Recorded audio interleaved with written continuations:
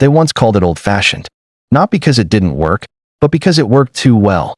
Before fertilizers, hoses, and monthly garden expenses, German gardeners built beds that quietly fed themselves year after year. No chemicals, hardly any watering, just patience, natural layers, and respect for the soil. This wasn't a shortcut garden, it was a wise one. Built slowly, meant to last, and designed to work with nature instead of fighting it. Over time, the soil stayed rich, plants stayed strong, and gardeners spent less money and less effort. Somehow, this knowledge faded, not because it failed, but because it couldn't be sold easily. Stay with me, because bringing this back isn't about going backward. It's about remembering what worked and using it again today. When gardens were built to last, there was a time when a garden wasn't something you tried for one season and abandoned the next. It wasn't a weekend project. It was a promise to the land and to the family it fed.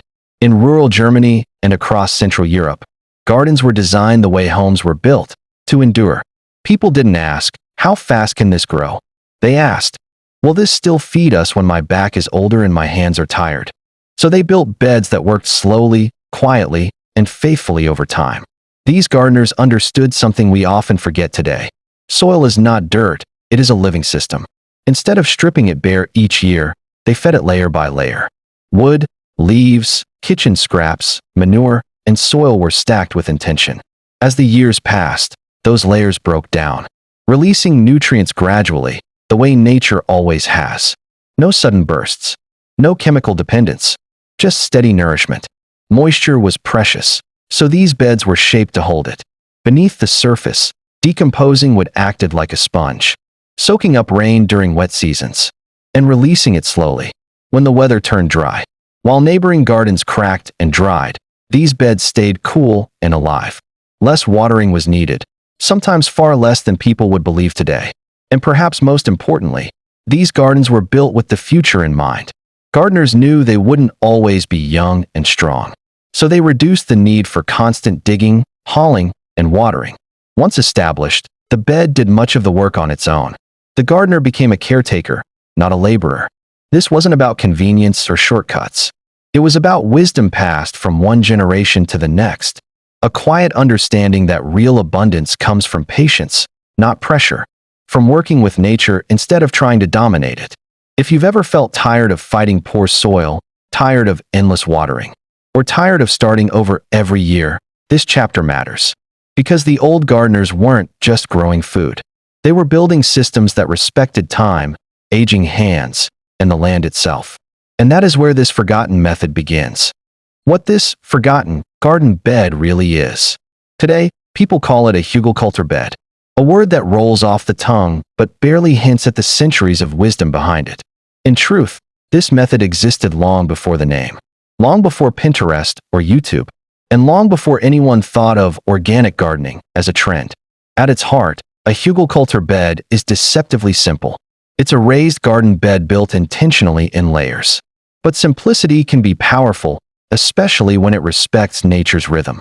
The foundation is usually old wood, logs, branches, and even stumps. Over time, this wood doesn't just rot. It transforms.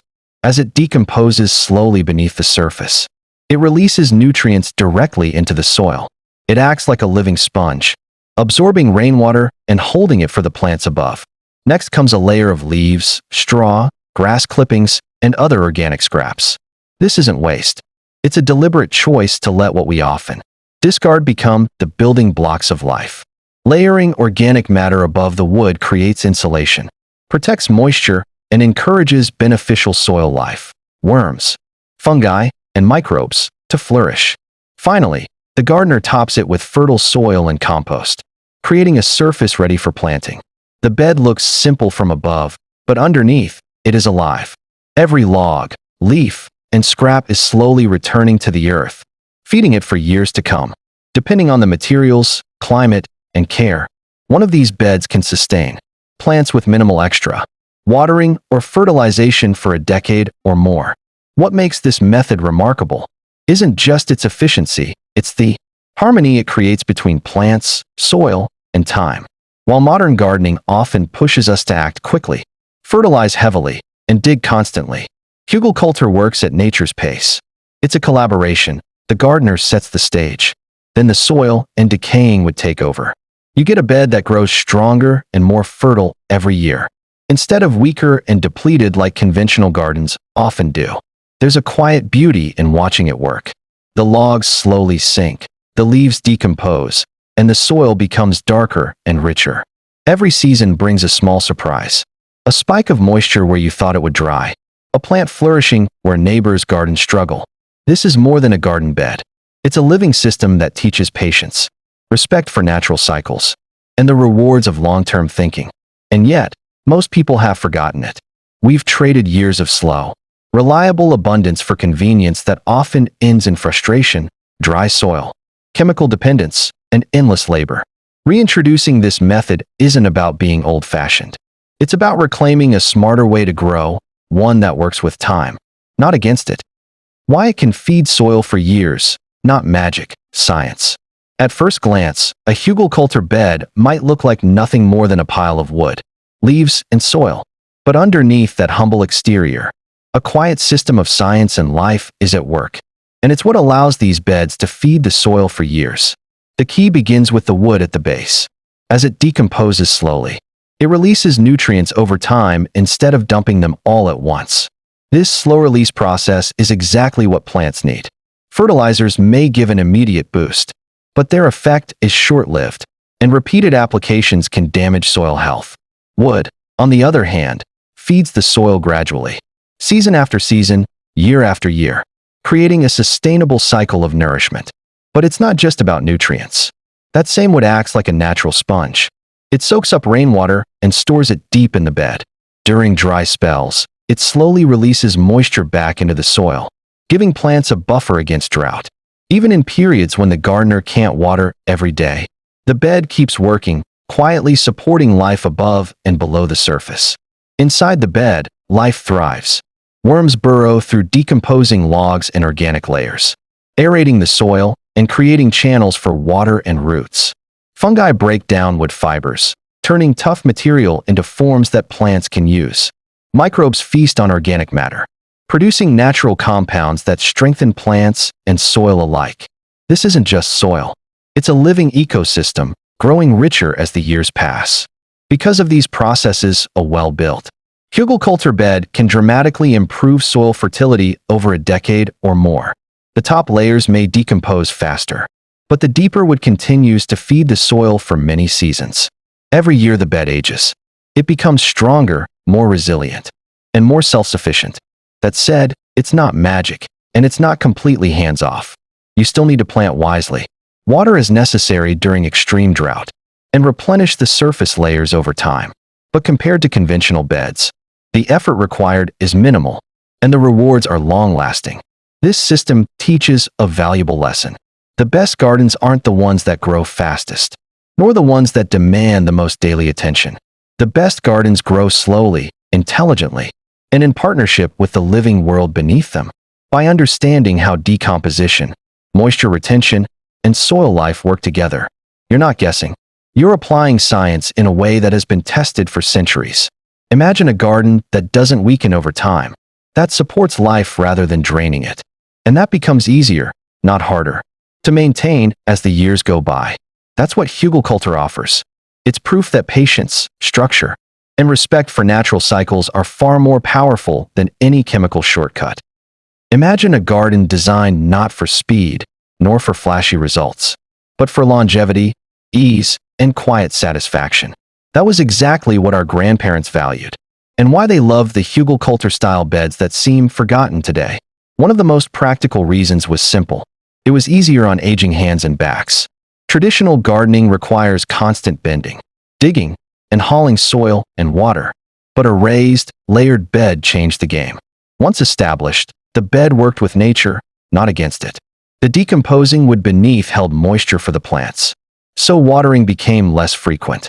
In dry seasons, the bed gave plants a built-in water supply, reducing the strain of daily labor. Weeds, another gardener's constant frustration, were also less of a problem. Because the soil stayed healthier and more structured, plants could establish stronger root systems and compete naturally with unwanted growth. And with layers of mulch and compost on top, weeds struggled to take hold. That meant fewer hours spent stooping to pull stubborn plants, and more time enjoying the garden itself. The soil, of course, was richer. Unlike modern beds that demand repeated fertilizer applications, these layered beds improved naturally over time. Nutrients were released slowly from the decomposing wood. Organic matter built up gradually, and life beneath the surface thrived. Worms, fungi, and microbes did the work that chemical fertilizers try, and often fail, to replicate. Every year, the garden became stronger and more fertile, with far less effort from the gardener. Perhaps most importantly, this garden rewarded patience, not raw strength. It wasn't about how fast you could dig, hoe, or water. It was about understanding cycles, layering materials thoughtfully, and trusting that the work you put in today would continue to pay off for years.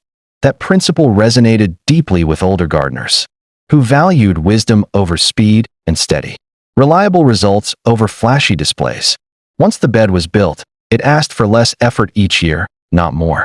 Watering decreased, weeding decreased, and soil management became easier. It was a gift that kept giving, a garden designed to support life with minimal ongoing strain. For older gardeners, this was more than convenience. It was freedom. Freedom from exhaustion, from frustration, and from watching good soil erode away. This is why our grandparents didn't just grow food, they cultivated resilience, sustainability, and independence.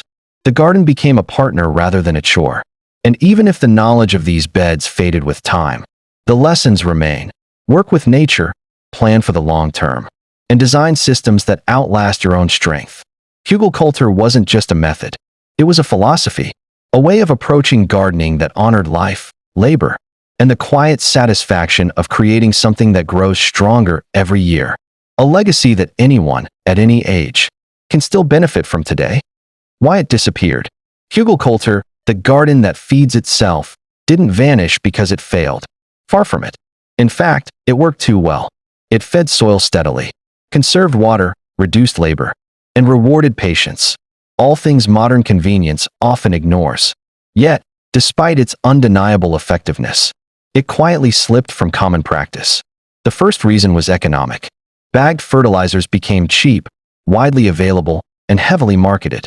Suddenly, gardeners could sprinkle instant nutrients onto soil and see immediate results. Fast, easy, predictable. It was tempting. Who wouldn't want quick growth without waiting years for layers to break down?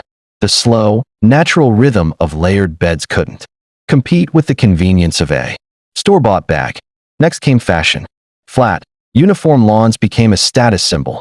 Straight lines, perfectly trimmed edges, and bare soil around plants were considered modern and attractive. Layered, self-sustaining beds, with logs, compost, and organic layers visible or gently mounded, looked messy to the new aesthetic. In the race to conform to trends, gardens became more about appearances than longevity. What once honored natural cycles now appeared old-fashioned. Speed also replaced stewardship. Modern life demanded results yesterday. People no longer had the time to plant a garden and wait for years of gradual improvement. We wanted rapid harvests, instant gratification, and predictable outcomes. Patience, a gardener's oldest ally, was now a liability. Methods that required observation, layering, and long-term planning were pushed aside in favor of techniques that delivered immediate results. And there's the simplest truth of all. You can't sell patience in a plastic bag. Hugelkultur's power lies in the quiet, unseen work happening underground over years. There's no flashy packaging, no logo, no marketing angle. It gives more than it takes, and it resists being commodified. In a world that increasingly values what can be packaged, sold, and consumed quickly, this method had no obvious place. So it faded, quietly, almost invisibly. It didn't make headlines, and it didn't fail spectacularly. It just became something people stopped teaching, stopped practicing, and gradually forgot. Backyards once alive with layers of life became stripped of their natural resilience. Gardens demanded more work, soil became less fertile, and water bills rose. Yet, the disappearance of Hugelkultur wasn't the end. Its lessons remain, waiting for anyone willing to pause, observe, and invest in the long game. For those who return to this method today, it's not a step backward, It's reclaiming a form of gardening that honors nature, respects effort, and rewards patience. This forgotten German garden bed, the Hügelkultur, is more than a gardening method. It's a quiet reminder of a principle that stretches far beyond soil and plants. The best solutions aren't rushed. They aren't built in a single day, and they aren't discarded when they don't produce instant results. They are built slowly, thoughtfully, and with care, then trusted to grow stronger over time. For generations, gardeners understood this instinctively. They layered logs, leaves, compost, and soil not for immediate gratification, but for steady, lasting abundance. They worked with the rhythms of the land, respecting seasons, soil, and life itself. They weren't just growing vegetables or flowers. They were cultivating patience, resilience, and a legacy that could sustain families for years. Watching a Hugelkultur bed come to life is a lesson in humility and observation. The wood beneath the surface slowly decomposes. Worms and fungi thrive. Moisture is held and released precisely when it's needed. Fertility builds gradually, and the garden becomes a system that supports itself. Every year, it rewards the gardener's patience with stronger plants, healthier soil, and less labor. It's proof that careful, steady work, not shortcuts or flashy trends, produces the most enduring results. And this wisdom is not just for German villages or the gardens of the past. It applies to our lives today, in a world that pushes us towards speed, instant results, and constant productivity. This garden bed reminds us that real growth takes time. Whether we're tending soil, building a skill, nurturing a relationship, or creating a home, the things that last are the things we invest in patiently and consistently. If watching this brought back memories of how gardening used to be, quiet, deliberate, and rewarding, or sparked an idea for your own yard, there's someone you know who would appreciate this wisdom too. Share it with them. Remind them, gently, that doing things the right way may take more time, but it also lasts longer and nourishes deeper. At the Evergreen Seniors, we celebrate this kind of wisdom. We look at old methods not as outdated curiosities, but as proven solutions that still work. Here, you'll find practical advice, stories, and tips that honor what our grandparents knew, that a little patience, thoughtfulness, and respect for the natural world goes a long way. So take a moment today to look at your garden, your projects, or your life and ask, am I rushing, or am I building something that lasts?